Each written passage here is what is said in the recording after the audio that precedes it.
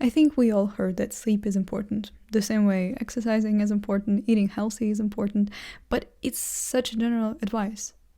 What does it mean to exercise and to eat healthy? Does it mean to eat fruits and vegetables and run each day, or eat a lot of protein and weight lift constantly? What does it mean? How can I cultivate it in my life without getting overburned and like burned out? I'm gonna answer these questions, but about sleep. Because what if I told you that there is a pill that could sharpen your mind, boost your mood, strengthen your immune system, protect your heart, make you look younger, help you lose weight, reduce depression and anxiety, and lower your risk of almost every major disease? You would take it, right?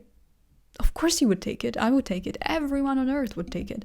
We're taking a lot of pills, and I think if we combine them all together, they won't give the same results this pill would give us. So yeah, we would take it. In a bit of heart, we would take it. And this magic pill is the thing that we neglect the most. Sleep. There is this myth going around that sleep is passive. Productivity is active, sleep is passive. You are shamed for resting, and people are bragging about sleeping less. I think not only once you heard a conversation of two friends, or even like in movies or TV shows, or even in workplace situation, of people having a conversation like, oh, I only got 6 hours of sleep last night, I feel so tired. And the other person is like, oh, lucky you, because I got only 4. We got to the point of society that we brag about resting less. It's the same way if I came up to you and I'm like, oh, I feel so parched, I only drank like 2 cups of water today. And you would be like, it's crazy, you need to drink water.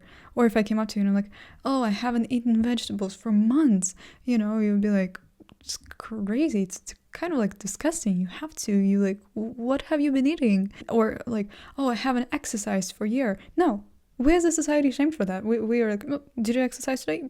Yeah, we're like, oh, well, I'm trying, but, and we do not want to include in that conversation like, oh, I haven't exercised for a year, and like, oh, lucky you, I haven't exercised for 2 years. There's no conversation like that going around, or at least that I have heard of. So the thing is, sleep is productive.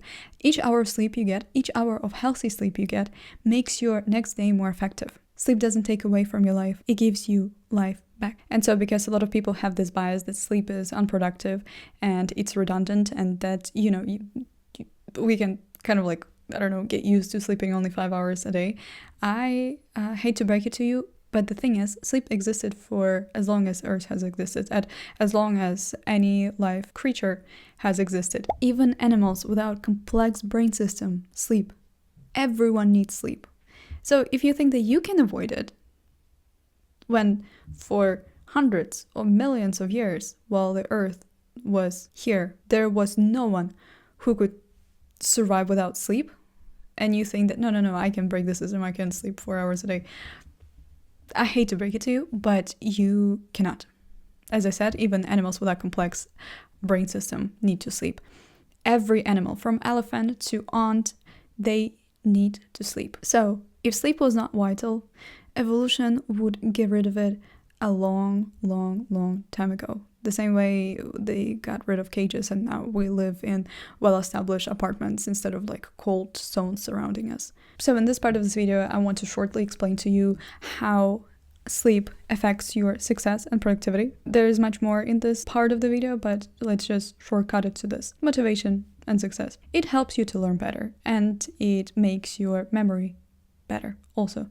So there were myriad of studies, a lot of studies. I'm not going to focus too much on that because there is a lot of information. But when you sleep before learning and when you sleep after learning, like when you have healthy sleep after, not that you like for 2 hours learn something and fell asleep. No, when you have at night healthy learning before you're going to learn something and after you're going to learn something, you have better retention of it and you remember it better.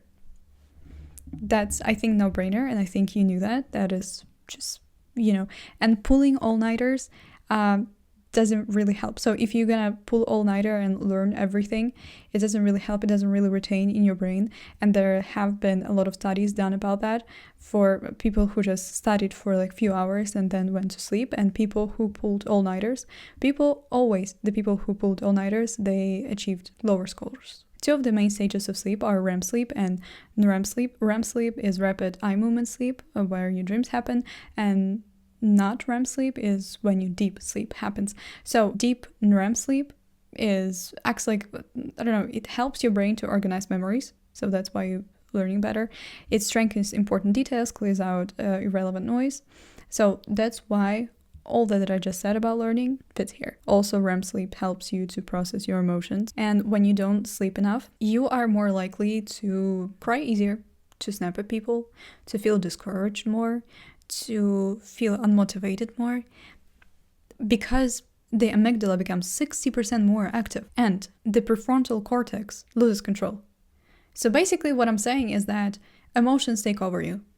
So you're not ruling their emotions anymore, they are ruling you. As I said, you snap at people faster, you also get angry quicker, everything feels overwhelming, you can feel more anxious because of this. Because basically the prefrontal cortex, which is responsible for emotions and like logical driven decision making or whatever, how to call it, basically shut off. Your amygdala becomes 60% more reactive. So that's why you can feel overwhelmed very easily after you get a few nights of bad sleep in a row, why everything becomes so daunting and you feel so depressed or sad, or everything just becomes too much and you know, just in the moment like, oh my god, how much on my plate do I have? Why I never noticed this before? This is why. Also, healthy sleep softens your pain, physical one, because you're physically resting, and also emotional one. So after sleep, you heal in a way. Your emotional traumas and physical traumas are healed better. I mean, physical traumas, I think they're obvious, that you know, but emotional ones, I think not a lot of people know about that. Also, because of all these things I told you before, your brain starts to act out when you don't get enough sleep. Several areas of your brain start to act out. And the thing is, we are very bad at noticing when we are lacking sleep, that we are, you know, kind of surviving on less sleep. And about that, I'll talk later. But the thing is, there are multiple benefits, because when you have healthy sleep, you're also better at not only regulating your emotions, you can notice other people's emotions. You understand social cues. You do not interpret that someone said something, like they said, okay, and you're like, oh my god, they hate me. No, that happens rarely when you, you know, I'd say less often when you have healthy sleep, because when you don't, you just like, oh, they hate me, or something happened and you cannot really read the person or what they are trying to tell you, because you don't have clarity inside your brain, so you can't really understand other person also. So when you have healthy sleep, it improves your empathy, it improves you in reading people. And I'm not saying reading people like, oh, he blinked once. No, reading what people want to, like, are they angry, are they happy, just normal thing that everyone can read without any like books or courses on how to read people, you know. Also, there are several studies that have been done that connect sleep to better creativity. One of the studies was that during sleep, the participants were woken up and were given a puzzle and they needed to solve it, and they were much quicker and better at solving it than people that weren't sleeping and were also given this puzzle. So they were like sleep deprived for a little bit and they were given this puzzle and they were very bad at it. And it doesn't only give you like creativity to solve a puzzle. There have been a lot of innovations that people have created through sleep. For example, the periodic table. Mendeleev said that it just, you know, he dreamt of it and he just made it. And for a couple of nights he was dreaming about it and he just made it. There also DNA double helix was also created. That one I don't particularly am familiar with. I don't know who made that. Also, the author of Frankenstein, Mary Shelley, said that she had the concept, allegedly, of Frankenstein when she was sleeping, when she was at the... I remember the story. I don't remember the name of that guy of house she was staying in. They were like having context of, you know, doesn't matter. And that one I didn't know before doing this research. Paul McCartney's song Yesterday, he said that he had dreamt about it, about the melody, and when he woke up he like wrote it and he's like, it's not that I wrote it, it's like, you know, I could never come up with melody like this. He just like dreamt about it. The second part of this video is how sleep influences our health. And let's start with fun fact, which is, did you know that you gain more weight when you have more unhealthy sleep? And it's not because you eat more, although you do, but because your hormones and hunger cues and your metabolism shifts in survival mode. Also, did you know that sleep deprivation is much more dangerous than intoxication? Because when you are 17 hours sleep deprived, it equivalents to 0.05% blood alcohol. And when you are 20 hours without sleep in a row, it's equivalent to being legally drunk. And people still like to brag about how they don't get any sleep. The other very curious thing is that only sleeping for 4 hours reduces your natural killer cells by 70%. These natural killer cells, they fight off your body from some sicknesses, bacteria, cancer abnormalities. Just one night of 4 hours of sleep, which I think some of us do at least once a month, it reduces by 70% those natural killer cells that fight off the cancer from your body. That is crazy, because by 70% we increase the chance of having these diseases, and by our own will, by sleeping 4 hours. And it's not that I'm just saying it and it's just like was one research done or something. No, the World Health Organization officially classified night shift work as probable carcinogen, and not because of chemicals, but because workers cannot align their sleep with their biology. Also something that everyone has experienced without a fault. I mean, maybe there are countries that don't have any daylight savings, and I think there are. But when these daylight savings occur from spring, not in autumn, we lose 1 hour of sleep. And that 1 hour of sleep increases heart attacks by 24%. It increases spike in car crashes and more workplace injuries. And this spike in heart attacks only stops when we have daylight savings in autumn that brings back that hour of sleep to us. That is crazy. I do not fully understand how it happens and why it happens, but the reason is we lose 1 hour of sleep and that happens. Also, when your sleep falls beyond 6 hours a night, your insulin sensitivity drops, blood pressure, sugar rises, and appetite hormones become arranged, and that's why you crave sugar, fatty food, and larger portions. Not because you're weak or you just like wanted it or it's like so yummy. No, it's because of these things that I just listed. It's hard for you to fight off these urges because your body is in survival mode, as I said at the beginning of this chapter. And also just at the end of this part, it increases chronic illnesses. Regular unhealthy sleep increases these illnesses. And one of the reasons, as I already mentioned, with cancer, because 70% of those natural killer cells are kind of like stop working when you sleep less and less. Third and the last part of this video is how we unconsciously worsen our sleep, or maybe even consciously. Coffee. Everyone knows that, don't drink coffee before this amount of hours or this amount of hours, but why?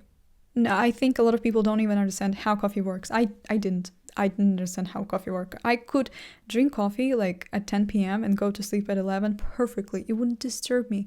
And I'm like, I'm just a chosen one, I am so lucky. Like, I could drink whatever and it doesn't affect me. The thing is, very interesting thing is, there's a lot of ways in what coffee and how coffee can worsen our sleep. There's this molecule in our body, which is called adenosine. And this molecule adenosine is kind of a thing that makes us sleepy throughout the day. Think of it as like a hourglass, and you like retain it, and the more time spent like this, the more like scent is going to be on downside and less here. So adenosine is what makes us sleepy. And when we drink coffee, it kind of blocks it. It kind of like blocks adenosine to our body.